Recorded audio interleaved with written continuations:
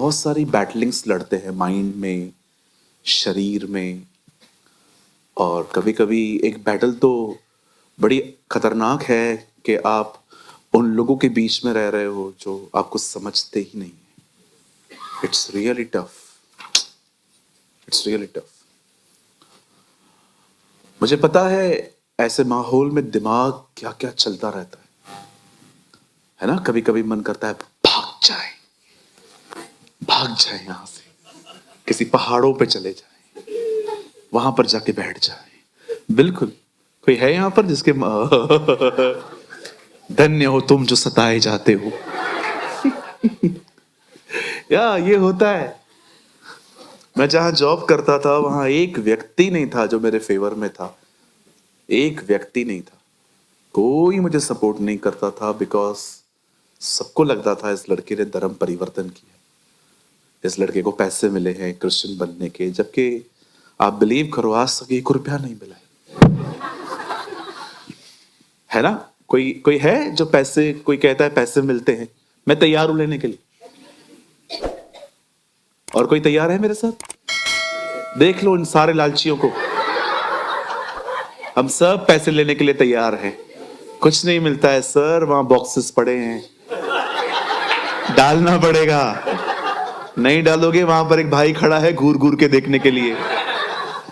नहीं नहीं, हम ऐसा नहीं करते, लेकिन हम बिलीव करते हैं कि प्रभु में आने के बाद पैसे नहीं मिलते हैं, पैसे बचते हैं, सेव होते हैं। खुदावन बहुत सारे अननेसेसरी खर्चे हमारी जिंदगियों में कम करवा देते हैं, वो सेविंग होती है। आमेन। तो आज जो वचन है वो बहुत अमेजिंग वर्ड है। Today I want to talk to you about Ruth. आज मैं रूथ के लिए आपसे कुछ बात करूंगा। आइए, मैं चाहता हूं आप सब मेरे साथ अपनी बाइबल खोलें and open your Bible with me, the gospel of John, यूहन्ना रचित सुसमाचार सब खोलेंगे। और आप मेरे साथ खोल सकते हैं 15वां अध्याय, चैप्टर 15। और ब्रदर जी आप लगाइए 7 वचन।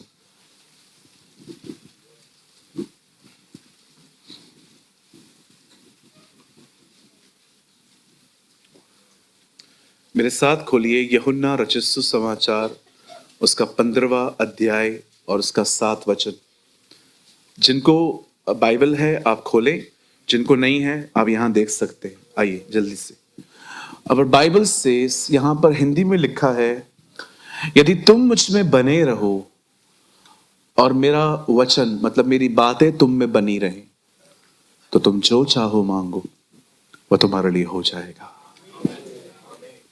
If you are in me at all the time and my word are in you, then anything for which you make a request will be done for you. Amen. आइए, मैं चाहता हूं आप सब सामने देखें, सुनिए। जब आप चर्च में आते हैं, जब आप गैदरिंग में आते हैं, जब आप परमेश्वर के वचन को सुनने के लिए संगति में आते हैं, आप विश्वास करिए कुछ आशीषें ऐसी हैं आपको पता भी नहीं है पर आपको मिलेंगी, क्योंकि परमेश्वर ने संगति को आशीष दी है। वैसे ही जैसे कि आप यहां पर देखो बैठे हो और आप कंटिन्यू में जो कह रहा हूं, बाइबल कहती है प्रभु का वचन बोलों को बुद्धिमान बनाता है। आप यहां पर बैठ के ब्लेसिंग पा सकते हो, आप वाइज बन सकते हो। मैं यहां पर बहुत सारे लड़कों को जानता हूं जो 18-19 साल की एज में यहां पर आए थे और आज प्रभु के अनुग्रह से वो अच्छी जगहों पे नौकरियां कर रहे हैं, उन्हें अच्छी सैलरी मिल रही है। उनके पेरेंट्स मुझसे मिलके जाते हैं कि पास्टर हमारे बच्चे सेटल हो रहे हैं।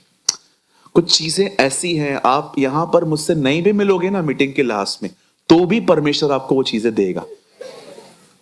कुछ ब्लेसिंग्स ऐसी हैं जो संगति में आने से मिलती हैं। इसीलिए चर्च आने का कल्चर कभी ना छोड़े, नेवर।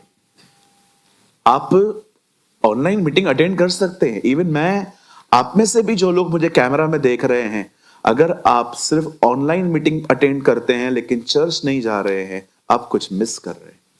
Don't miss. बाइबल कहती है ज्यों ज्यों उस दिन को निकट आते देखो, त्यों त्यों अधिक मिला करो। एक आशीष है असेंबली में आने के लिए, दूसरी आशीष है जब आप प्रार्थना करते हैं और परमेश्वर से विश्वास से मांगते। एक अलग लेवल है। जब आप प्रभु के पास आते हैं आप ब्लेस्ड होते हैं, लेकिन जब आप घर में रहकर विश्वास से भरी हुई दुआएं करते हैं, यह भी आपके जिंदगी में महान चीजें ले आती है। बाइबल कहती है परमेश्वर के पास आने वाले को विश्वास करना चाहिए कि वो है, और वो अपने मांगने वाले को, ढूंढने वाले को प्रतिफल देता है। अब सुनिए, चर्च आने पे ब्लेसिंग है, परमेश्वर से विश्वास से प्रार्थना करने पे भी ब्लेसिंग है, लेकिन मैं आपको बताना चाहता हूं कुछ आशीषें परमेश्वर के साथ जुड़ने के बाद है। यहां पर विश्वास की कोई जिक्र नहीं है, यहां पर जिक्र है जुड़ने का। Abide one with Jesus. कुछ आशीषें ऐसी हैं जब आपको तब मिलेंगी जब आप परमेश्वर के साथ जुड़ जाओगे। जुड़ने का मतलब होता है आप और प्रभु एक। और याद रखिए, हमारी बाइबल कहती है तुम निकट आओ तो वो भी तुम्हारे निकट आएगा। बाइबल ये नहीं कहती है वो निकट आया है अब तुम आओ। बाइबल कहती है उसके निकट आओ, मतलब तुम स्टेप उठाओ। खुदा पृथ्वी पर तो आया है, अब उसके पास तो जाओ कम से कम। वो कितना नीचे आया है। आज मैं समझाना चाहता हूं आपको कि कुछ आशीषें तब मिलती हैं आपको जब आप परमेश्वर के साथ कनेक्ट होते हैं, जुड़ते हैं और लगातार उसके साथ बने रहते हैं। आइए, मैं चाहता हूं आप सब ध्यान दें, कोशिश कीजिए। आज लिखने वाली बातें कम हैं, सुने ज्यादा। आज हमारी बाइबल कहती है, खुदा के पाक कलाम में लिखा है कि परमेश्वर ने इस्राएलियों को एक जमीन दी जिसकी प्रतिज्ञा उसने अब्राहम से की थी। आप सभी जानते हैं अब्राहम जब घर से निकला तो कनान गया, और परमेश्वर ने वादा किया था कि इसी जमीन पर वो उसके वंश को बसाएगा। लेकिन आप सभी जानते हैं उसके वंश का जो व्यक्ति था, आखिरी व्यक्ति याकूब, वो मिस्र चला गया और वहीं पर वो बढ़ने लग गए और परमेश्वर उनको मिस्र से कनान ले आया। फिर जब परमेश्वर ने इस्राएलियों को यह बात कही कि मैं तुम्हें ये देश दूंगा, जिसको हम हिंदी में कहते हैं प्रतिज्ञा किया हुआ देश, और हमारी बाइबल में लिखा है वह देश जिसमें दूध और मधु की धाराएं बहती। अब आप सभी जानते हैं आज भी इजराइली उसी जमीन पे, उसी टुकड़े पे रह रहे। और मैंने ये बात देखी है, जितने भी लोगों ने उस जमीन को छोड़ा और वो बाहर गए, वो कभी आबाद नहीं हो पाए, वे कभी ब्लेस नहीं हो पाए। अब देखिए, बाइबल कहती है एक व्यक्ति यरूशलेम से यरीहो गया और उसे डाकू मिले। जब एक जमीन छोड़कर वो कहीं और गया तब वहां पर उसे डाकू मिले। इब्न यीशु ने कहा यरूशलेम की शपथ मत खाओ क्योंकि वो राजा का नगर है। मैं आप में से हर एक को कहना चाहता हूं, बड़े ध्यान से सुने।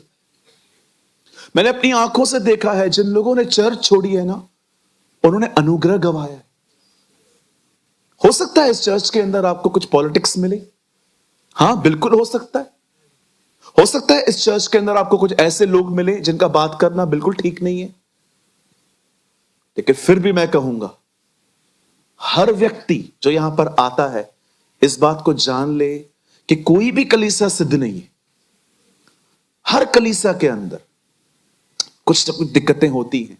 अगर आप में से कोई यहां नया है और आपको लगता है we are the bunch of perfect people, तो आई एम सो सॉरी, आप गलत हैं। हम सिद्ध नहीं हैं, लेकिन हां हम सिद्धता की ओर बढ़ रहे हैं। सो कभी भी कोई मसीह व्यक्ति आपके साथ बुरा चलता है, खराब चलता है, मैंने रिसेंटली भाई को बोला, मैंने कहा ब्रदर आप बाइबल पढ़ते हो? बोला ब्रदर मैं थोड़े दिन पहले ही प्रभु में आया हूं। उल्टा आप मुझे बताइए मुझे कहां से पढ़ना चाहिए। मैंने कहा मत्ती, मरकुस, लूका, यूहन्ना, कम से कम पूरा साल ये पढ़ो। तो उन्होंने बोला पास्टर जी ये 4 पढ़ लूं उसके बाद। मैंने कहा मुझे मैसेज करना, फिर मैं बताऊंगा आगे कैसे पढ़ना है। तो मेरे साथ एक भाई खड़े थे, तो उन्होंने मुझे पूछा पास्टर आपने उनको ऐसा क्यों कहा, मत्ती मरकुस लूका यूहन्ना पढ़ो। मैंने कहा पत्रियां पहले पढ़ेगा तो पहले ही दिखाई देगा इसको कि इनके बीच में झगड़े हैं।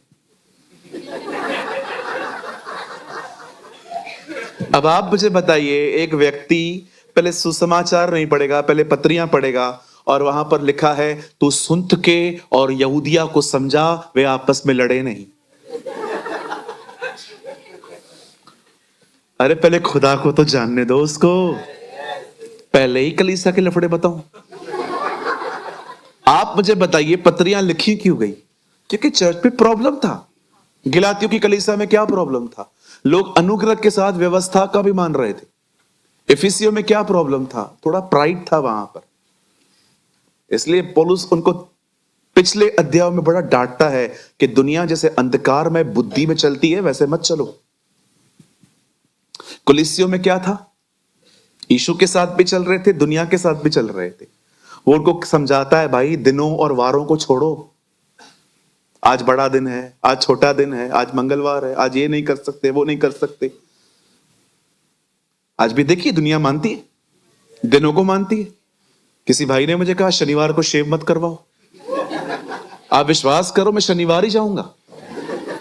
क्यों? क्योंकि उस दिन सब खाली बैठे रहते हैं और मैं अच्छे से करवाऊंगा। अच्छा अच्छा कर, ये निकाल यहां से।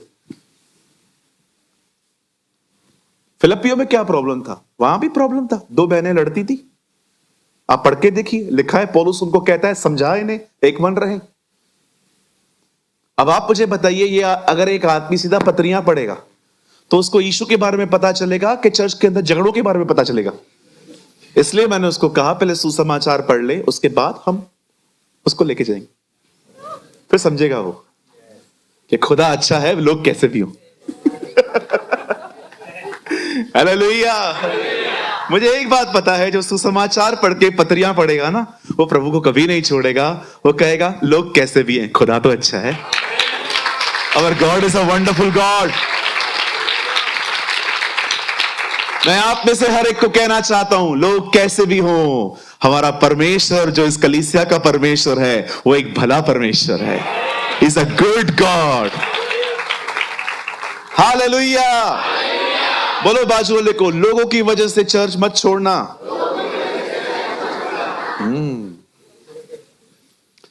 एक बात बताऊं, कितने लोग ये बात जानते हैं नूह के साथ कई जानवर भी थे बोट में? चलो बताओ, वो बाथरूम कहां करते थे? जब उनको टॉयलेट आता था वो किधर जाते थे? पानी के बाहर कूद के जाते थे, बाद में अंदर आते थे, वहीं करते थे। तो मुझे बताओ उस बोट में स्मेल आती होगी? पर कभी देखा आपने नूह और उसके बेटे पानी में कूद गए कि अब हम और यहां पर नहीं रह सकते? सब वहीं रहे क्योंकि सबको पता था सबसे सेफ प्लेस बोट है। मैं आपको भी कहना चाहता हूं, चाहे कुछ भी व्यवहार हो कलीसिया में, सबसे सेफ प्लेस यही है।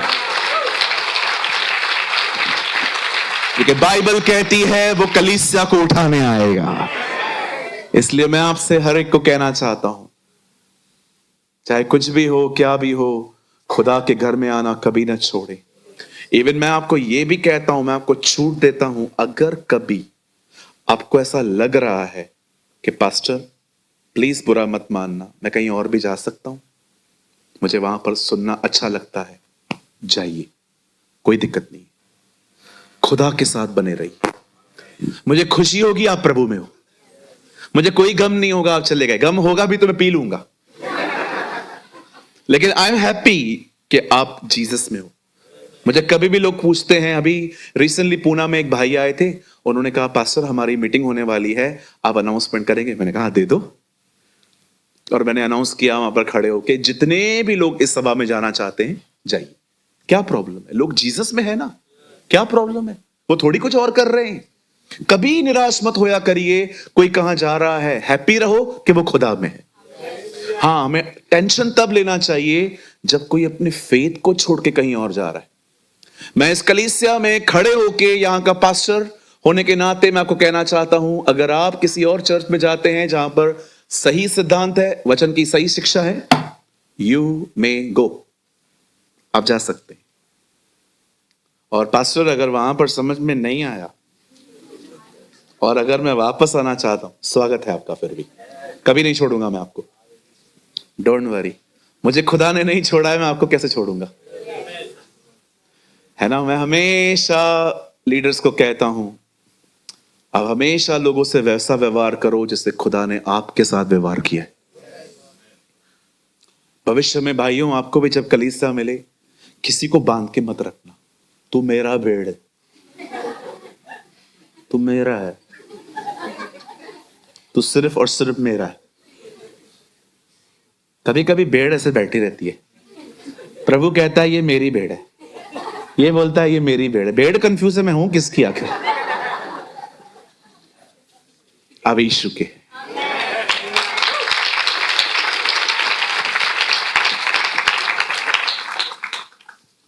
हालेलुया। हाँ, कुछ जगहों पे मत जाना, ठीक है। बोलो बाजू वाले को, समझने वाले को इशारा काफी है। हाँ, कुछ जगहों पे मत जाना, ठीक है। स्पॉइल हो जाओगे, खराब हो जाओगे। वचन से ज्यादा सारा दिन भविष्यवाणी भविष्यवाणी भविष्यवाणी करते रहोगे। मैं भविष्यवाणी के खिलाफ नहीं हूं, मुझे खुद को भविष्यवाणी चाहिए, लेकिन मैं एक बात जानता हूं, यही प्रभु का वचन ये भी कहता है कि भविष्यवाणी से अधिक उसका वचन माना जाए। आमीन। आइए, मैं चाहता हूं आप सामने देखें। मेरी बाइबल कहती है एक दिन आया जब इजराइल में से एक परिवार इजराइल की जमीन का अकाल सह नहीं पाए। बाइबल कहती है इजराइल में अकाल आया और एक परिवार वहां से मूव हो गया, और उस बहन का नाम था नाओमी। नाओमी का मतलब है मीठी, स्वीट। और बाइबल कहती है जब वो वहां से निकलकर एक ऐसी जगह पे चली गई जिस प्लेस का नाम था मोआब।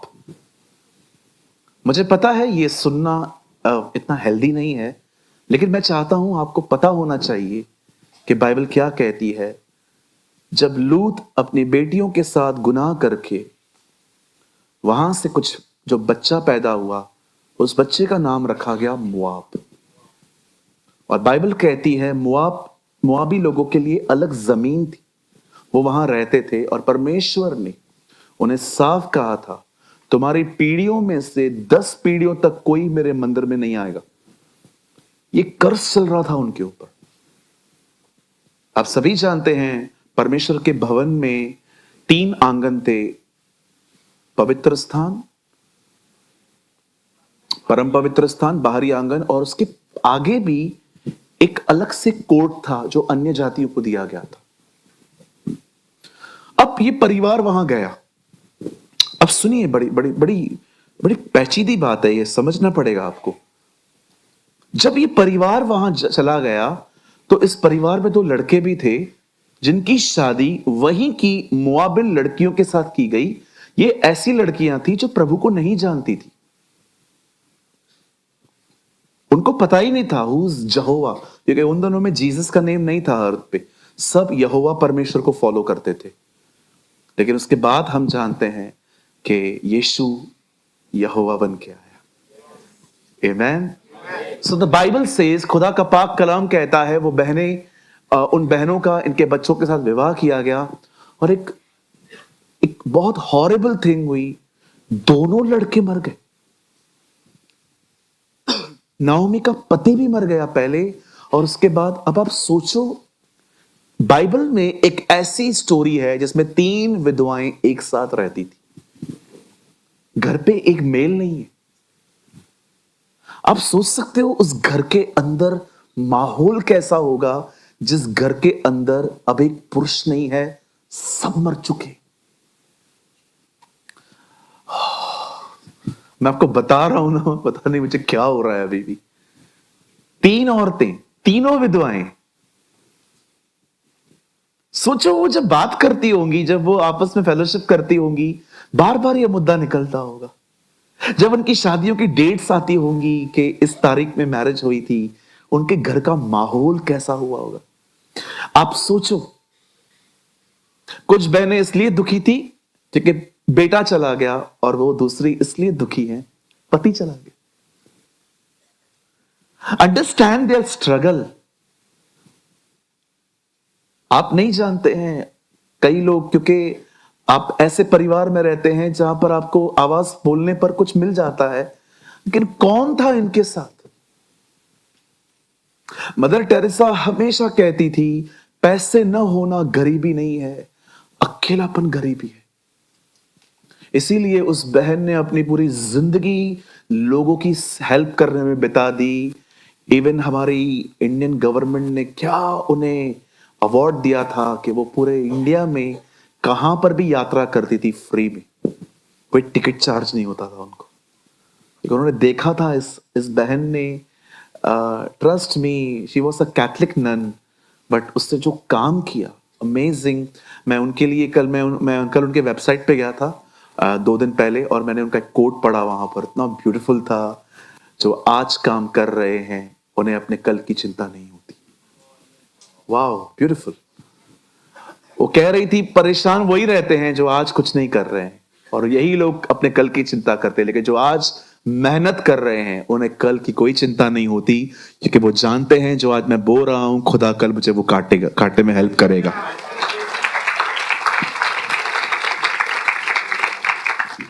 अब इन तीन औरतों को देखिए, ये तीनों विडो हैं। अब मैं आपको और एक दुख की बात बताता हूं, ये भी बड़ी अजीब है।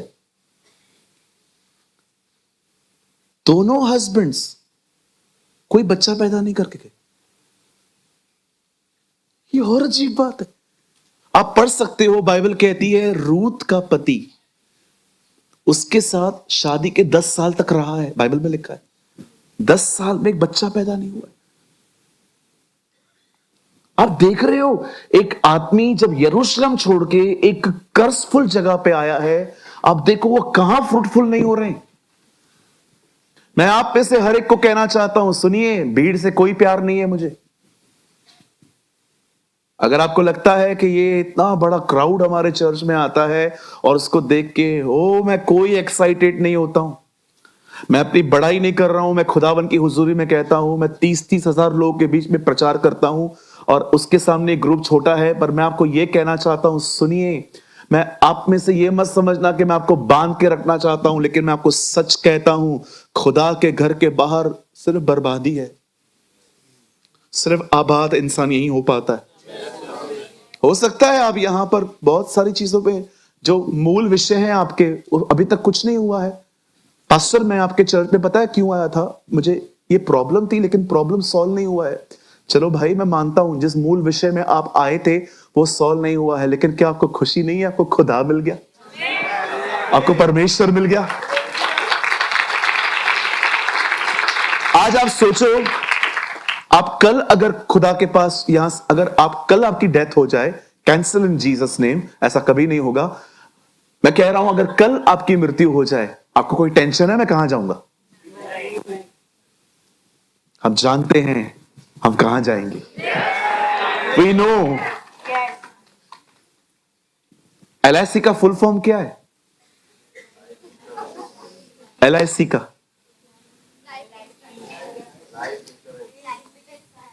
Yes, life in Christ.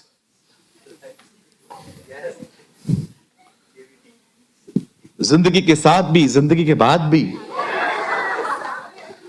Yes, हमारा खुदा वो थोड़ी है जिससे जमीन पे हमारे साथ रहेगा, वो तो आसमान पे भी हमारे साथ है।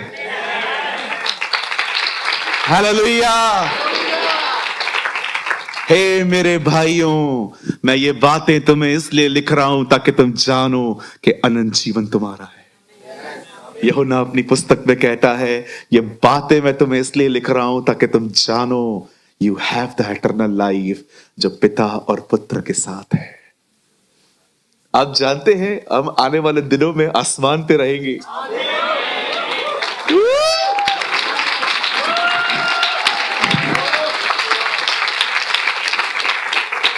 मैं जब उर्दू बाइबल पढ़ता हूं, मेरी उर्दू में लिखा गया है, यह बात जान लो आसमान तुम्हारा वतन है। यस, जहां जहां मैं हूं वहां तुम भी रहोगी। क्या पढ़ा है इधर, एसल वर्ल्ड जाऊंगा मैं, घर नहीं आऊंगा मैं। कहां भी चले जाओ, किधर भी चले जाओ, जो मजा उसके पैरों पर है वो कहां नहीं है जी। काश मेरी मेरी दुआ है कि ये आने वाला 2000 जो 25 साल आएगा ना, अगर खुदा के आने में देरी हुई, उससे पहले वो हम में एक काम करे, पूरा दुनिया का प्यार निकाले और वो हमारे अंदर अपना प्यार डाले। आमेन। अब सुनिए, जब ये परिवार वहां पर गया, सब खत्म हो गया। अब बेचारी सांस आगे आई है अपने बच्चों को बोलने के लिए। Now listen.